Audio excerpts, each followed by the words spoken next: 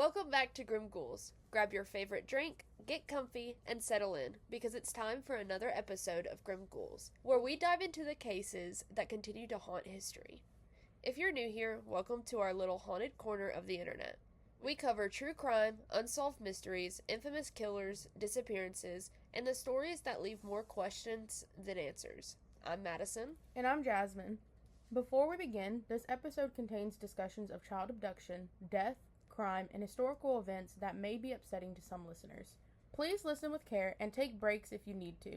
The content presented in this episode is intended for educational, historical, and commentary purposes.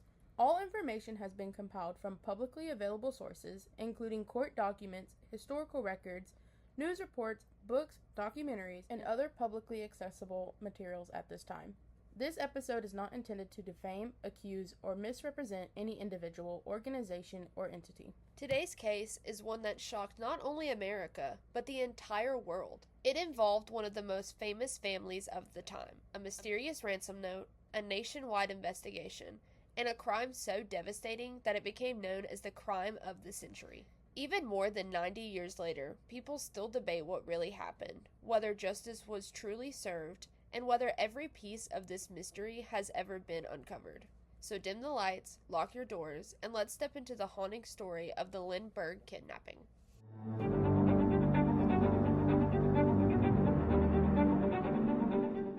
Before we get into everyone in the family and the home, I want to talk about Charles Lindbergh. Charles was already one of the most famous people in the world. He was getting constant media attention for becoming a barnstormer traveling across the country to perform aerial stunts at fairs and events. These pilots were the daredevils of the 1920s, entertaining crowds with risky maneuvers while helping popularize aviation. Charles made the first solo non-stop flight across the Atlantic. He flew from New York to Paris completely alone, no co-pilot, no radio operator, and no navigator. For more than 33 hours, he battled exhaustion, storms, fog, and icing while crossing the Atlantic Ocean. Allegedly, he reportedly slapped himself, sang aloud, and opened the cockpit window to stay awake. Almost overnight, Charles became an international superstar. When he returned to the United States, New York City welcomed him with one of the largest ticker tape parades in history. Millions of people followed his journey, and newspapers called him Lucky Lindy and the Lone Eagle. Charles and Anne Morrow got married in 1929, and she quickly became famous in her own right. She learned to fly, served as her husband's navigator on several expeditions, and later became a best-selling author. Yet, being America's favorite family came with a downside. Reporters constantly followed them, photographers waited outside their homes, fans showed up uninvited, letters poured in by the thousands, and their every move became front-page news. Charles and Anne were seeking peace and privacy, so they began spending more time at a newly built home on the countryside near Hopewell, New Jersey. Charles and Anne had staff at their house in New Jersey. There was Betty Gow and Ollie Watley. Betty trained as a child's nurse and was hired by Charles and Anne to care for Charles Jr. Ollie was the English butler and handyman. Ollie often maintained the property, assisted the family, and helped with household operations. It was supposed to be their escape from public attention. Instead, it became the site of one of the most infamous crimes in American history. March 1st, 1932, was a cold and rainy day in Hopewell, New Jersey. Inside the home was Charles, Anne, Charles Jr., Betty, Ollie, and Elsie, which was Betty's sister who was visiting.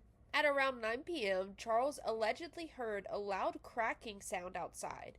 He assumed it was something ordinary, like a tree branch falling because of the wind, so he didn't investigate it. Betty walked upstairs for one last bedtime check. When she entered the room, she noticed the baby was missing. At first, Betty wasn't alarmed because she thought Anne had just taken the baby, but when she came out of the nursery, she noticed Anne did not have the child. Betty immediately told Charles that his son was not in his crib. Charles ran upstairs and noticed something strange immediately. The nursery window was open, and on the windowsill sat a white envelope. Inside the envelope was a ransom note demanding $50,000. Charles grabbed his rifle, and he and Ollie rushed outside to search the property. Beneath the nursery window, they found deep footprints in the mud, pieces of a broken homemade wooden ladder, a baby blanket, and signs that someone had climbed to the nursery window. Ollie contacted the Hopewell Police Department while Charles telephoned attorney Henry Breckenridge and several close friends. Within minutes, local officers began arriving at the house. Police started searching every room of the house. They searched closets, cellars, the attic, nearby woods, and fields surrounding the home. Shortly after midnight, more investigators arrived, and the nursery became the center of the investigation. Police found no usable fingerprints, no clear footprints inside, the broken ladder, and the ransom note. No adult fingerprints were found in the baby's room, including in areas witness admitted to touching, but the baby's fingerprints were found. There were wood experts, fingerprint experts, and the FBI was involved. I want to mention that this is 1932. DNA doesn't exist, cameras are rare, and phones aren't helping much. They're solving this almost entirely with physical evidence. Allegedly, one investigator would later remark that the crime scene became crowded almost immediately, with officers, reporters, neighbors, and curious onlookers moving through the property, something that likely destroyed or contaminated valuable evidence before it could be properly documented. When Charles rushed into the nursery, his attention wasn't drawn to the empty crib first. It was an envelope sitting on the windowsill. At that moment, Charles knew that this wasn't a case of a wandering child, but someone had taken his son, and they wanted money. The ransom note reads, "Dear Sir, have $50,000 ready, $25,000 in $20 bills, $15,000 in $10 bills, and $10,000 in $5 bills. After 2 to 4 days, we will inform you where to deliver the money. We warn you for making anything public or for notify the police that the child is in gut care. Indication for all letters are signatures and 3 holes." And at the bottom of the note were 2 interconnected blue circles surrounding a red circle with a hole punched through the red circle and 2 more holes to the left and right. So I read it the way it was intended, but there were a lot of grammatical problems. Ready was spelled R-E-D-Y, money was spelled M-O-N-Y, and good was spelled G-U-T. Investigators determined that due to the odd English, the writer must have been foreign and had spent little time in the United States. Were these genuine mistakes, or were they trying to make investigators believe the writer was foreign? That's something people still debate today. Were those errors natural, or were they part of the disguise? This is where the case gets wild.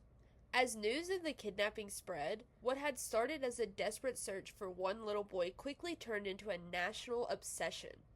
It wasn't just the police trying to solve the case anymore, it was the entire country wanting in. Thousands of letters poured into the Lindbergh home. Some claimed to know who the kidnapper was. Others offered psychic predictions, theories, or supposed eyewitness accounts. Investigators were flooded with tips, and many led nowhere. While some people genuinely wanted to help, others saw an opportunity. Within days, con artists began pretending they knew where baby Charles was.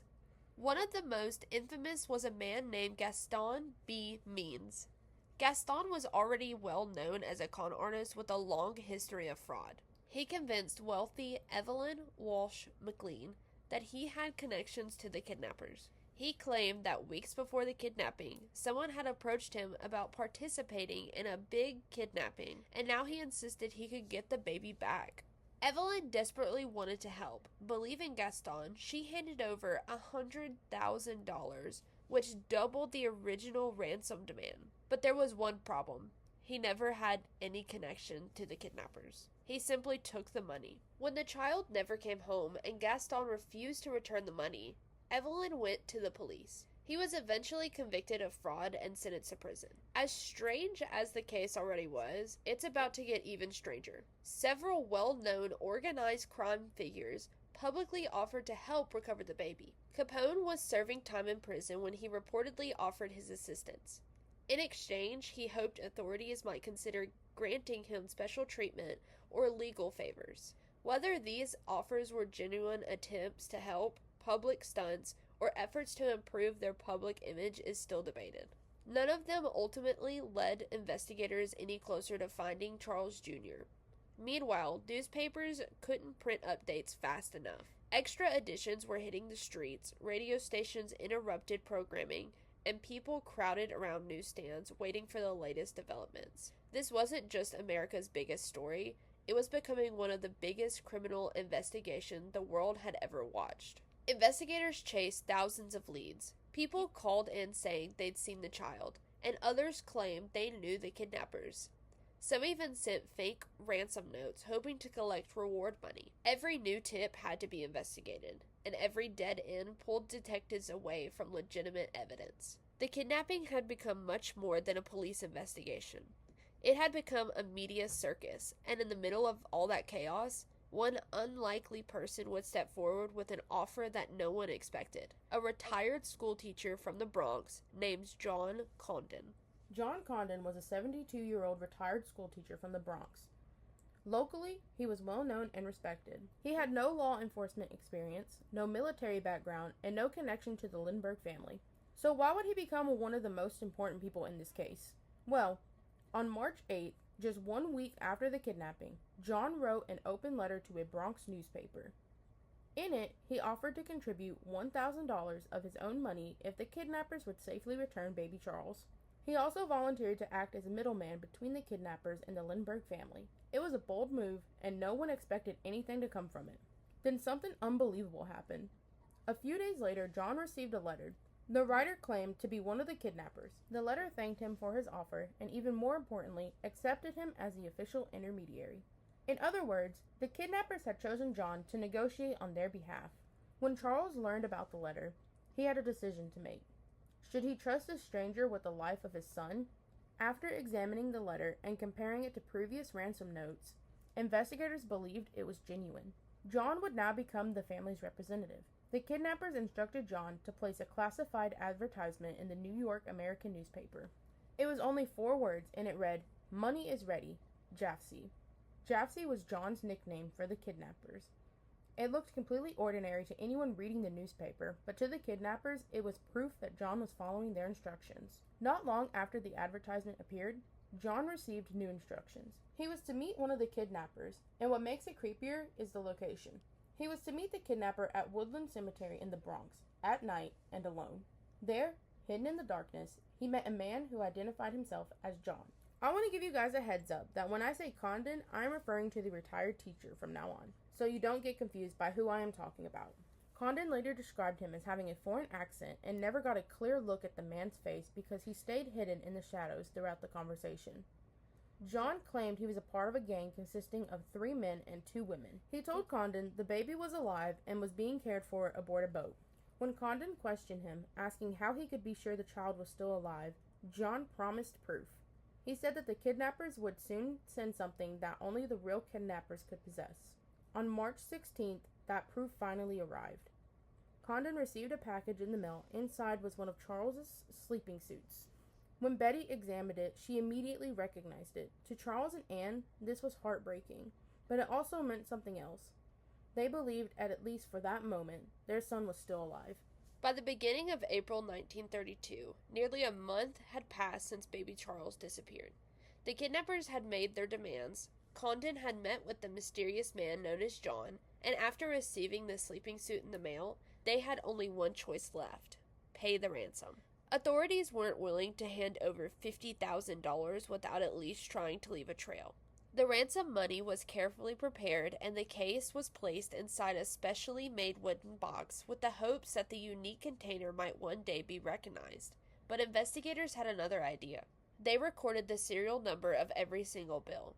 That way, if the money ever entered circulation, police might be able to trace it back to whoever spent it. Some of the ransom money wasn't ordinary cash. It included United States gold certificates.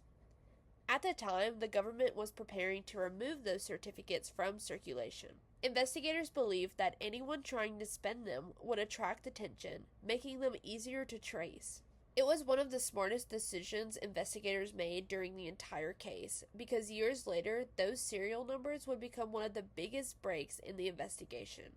On the evening of April 2nd, Condon received another message. It was time.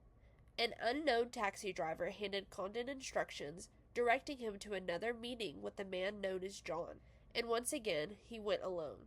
Condon handed over the box containing the case, and in return, John handed him a note. The note claimed that baby Charles was alive, and it said the child was being cared for by 2 innocent women aboard a boat called the Nellie, supposedly somewhere near Martha's Vineyard. It also included directions investigators could supposedly use to find the child. As soon as the note was delivered, investigators began searching. They searched boats, coastlines, and looked everywhere they thought the baby could be. but they found nothing. No boat, no kidnappers, and no baby. For weeks after the ransom was paid, the Lindbergh family waited for a phone call, a letter, a knock at the door, literally anything. They still believed there was a chance that baby Charles would come home, but that hope slowly began to fade. On May 12, 1932, everything changed. That afternoon, a delivery truck was traveling along a road just a few miles from the Lindbergh home near Mount Rose, New Jersey. The driver, Orville Wilson, and his assistant, William Allen, pulled over, and lying among the trees was a badly decomposed body of a small child. The remains had been partially covered with leaves and dirt, suggesting someone had made a hurried attempt to hide the body, because nearly 10 weeks had passed since the kidnapping, and decomposition had made immediate identification difficult. Investigators were called to the scene, and they quickly realized this could be the missing Lindbergh baby. The body was taken for examination. Betty was asked to help identify the child, since she also spent plenty of time with him. Despite the condition of the remains, she recognized a shirt she had made him. She also identified him by a unique physical characteristic: his overlapping toes on his right foot. There was no longer any doubt. This child was Charles Lindbergh Jr.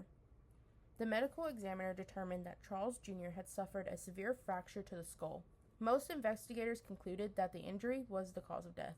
However, one question immediately divided investigators. Did the kidnapper intentionally kill the child, or did the child accidentally fall during the kidnapping when the homemade ladder broke beneath the nursery window?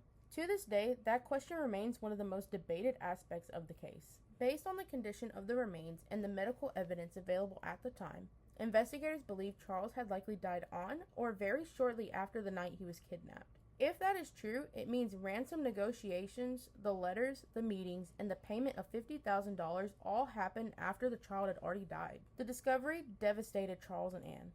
Charles made the difficult decision to have his son's body cremated.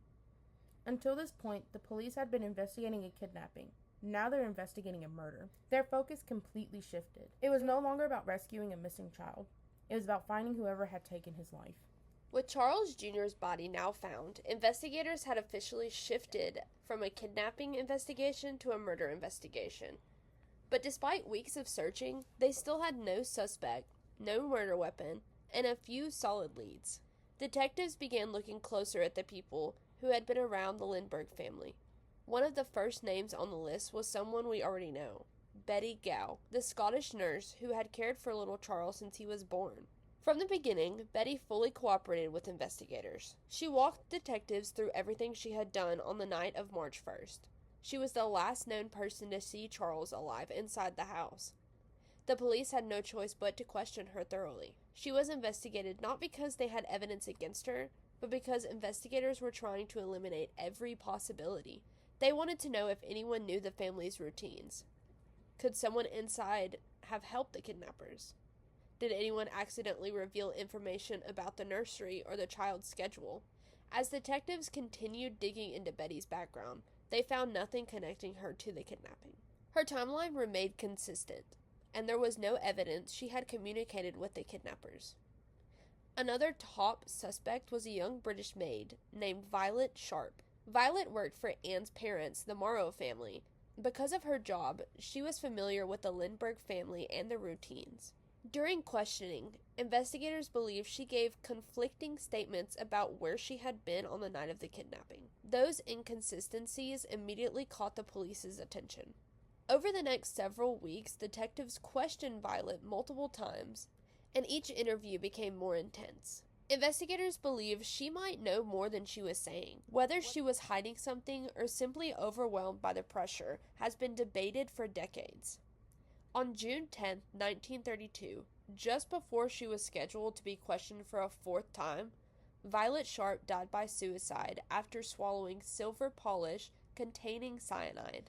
Many people immediately assumed her death meant she must have been involved, but here's where the story gets complicated. As investigators continued examining the evidence, Violet's alibi was eventually confirmed. There was no credible evidence linking her to the kidnapping. So while her death remains one of the most tragic parts of this case, it is not considered evidence that she participated in the crime. Investigators didn't stop with Violet. They also began looking at John Condon, the very man who had acted as the intermediate between the kidnappers and the Lindbergh family. Some people wondered how this retired schoolteacher became the kidnappers' chosen messenger. Were they using him, or was he somehow connected to them? Police searched Condon's home and questioned him extensively, but despite all rumors, they found nothing linking him to the crime. Allegedly, Charles himself continued to stand by Condon and believed he had acted in good faith throughout the investigation. As months passed, every promising lead seemed to disappear. Suspects were ruled out, false confessions continued to pour in, and investigators found themselves back where they had started. Detectives returned to one of the only pieces of evidence they still had: the money. Before the ransom had ever been handed over, investigators made one incredibly smart decision. They recorded the serial numbers of every single bill. They knew that if the kidnapper ever spent that money, they might be able to trace it. Some of the bills were even more unique. They were United States gold certificates.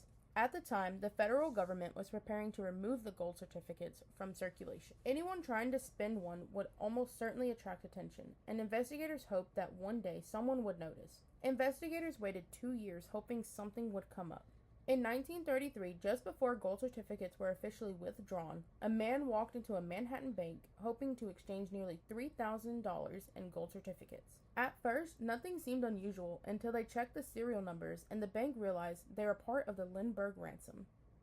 The man had identified himself as J.J. Faulkner and gave an address on West 149th Street in New York. When investigators checked, they found that no one by that name lived there, and a woman named Jane Faulkner, who had once lived there at the address years earlier, denied any involvement. Many of them were being spent in New York City, especially along the Lexington Avenue subway line. Investigators quietly continued watching because they thought that whoever had the money either lived or worked nearby. Then the final breakthrough came. A man stopped at a gas station in Manhattan and paid with a $10 gold certificate. The gas station attendant thought the customer was acting strangely, and before putting the bill away, he wrote the customer's New York license plate number in pencil on the edge of the bill. When the gold certificate was later identified as one of the ransom bills, investigators traced the license plate, and it led them to a 35-year-old German immigrant and a carpenter living in the Bronx. His name was Bruno Richard Hauptmann. The day after investigators traced the license plate from the gas station, detectives began watching Bruno. On September 19th, police finally made their move and arrested Bruno. When officers searched him, they found another ransom bill in his wallet. Police then searched Bruno's home in the Bronx, and hidden inside the garage was more than $14,000 from the Lindbergh ransom. They were hiding in walls, inside boxes, and in other concealed spaces throughout the property. Investigators believed the money wasn't the only thing linking Hauptmann to the crime. Allegedly, they also claimed his handwriting closely resembled the ransom note. The wood used in the homemade ladder matched lumber missing from the attic of his home, and a notebook found in his house contained the phone number and address of John Condon. To prosecutors, these pieces of evidence painted a convincing picture. Despite all of that, Bruno denied kidnapping Charles Jr. He admitted to the money being in his garage, but claimed the money belonged to a former business associate named Isidore Fish. According to Bruno, Isidore had left a shoebox with him before returning to Germany. When Isidore died overseas in 1934, Bruno said he eventually opened the box and discovered it contained thousands of dollars. He claimed he believed he had a right to keep it because Isidore owed him money, but investigators didn't believe his story. This is where people really split, because finding $14,000 in ransom money hidden in your garage is incredibly difficult to explain. When newspapers announced Bruno's arrest, it became front-page news around the world. People packed the streets, reporters surrounded police stations, and suddenly everyone wanted to know one thing. Had the police finally caught the Lindbergh kidnapper? On January 2nd, 1935, Bruno entered the courtroom in Flemington, New Jersey. What followed would become one of the most famous criminal trials in American history. Newspapers called it the trial of the century. The courtroom was surrounded by thousands of people. Reporters traveled from across the United States and even from overseas. Radio stations interrupted programming to report what had happened inside the courtroom. People waited outside just hoping to catch a glimpse of the man accused of murdering the Lindbergh baby. Prosecutors believed they had overwhelming evidence. They argued that Bruno wasn't just connected to the ransom money, but they believed he planned and carried out the kidnapping and presented several key pieces of evidence. They presented the money in the garage, the homemade ladder which matched up with Bruno's attic, the handwriting of the ransom notes, John Condon's testimony, and Charles Lindbergh's testimony. However, Bruno's attorney argued that the prosecution's case wasn't nearly as strong as it appeared. They reminded the jury that no fingerprints were found on the ladder, no fingerprints connected him to the nursery, no eyewitnesses actually saw him kidnap Charles Jr., and no murder weapon had ever been found. Bruno continued to tell the same story he had told investigators.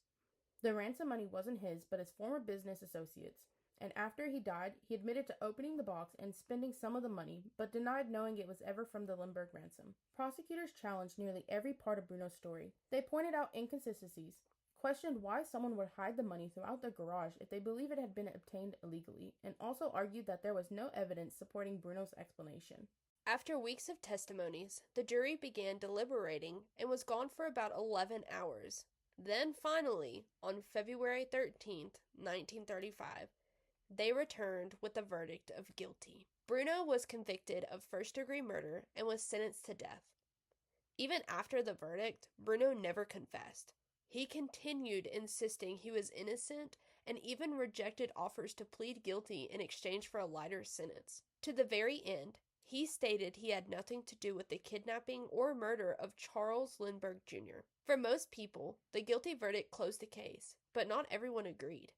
Even after Bruno was sentenced to die, questions continued. Were the investigators right? Was justice served?